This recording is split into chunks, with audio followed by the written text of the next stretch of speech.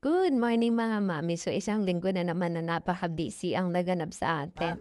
Si Shoti nga pala habang nagme-memorize ay sinisira niya yung damit niya at nagsasasayaw, o di ba? Dahil pakailan meron tayong nanay, papakialaman na natin ang notebook ng aking bunso. Dahil first grading, dapat maganda yung makikita sa notebook, o di ba? Arti-artihan na naman ang nanay niya, oh. Siyempre, lettering, si akala mo magaling. Umattend din nga pala kami ng birthday party ng aking pamangkin.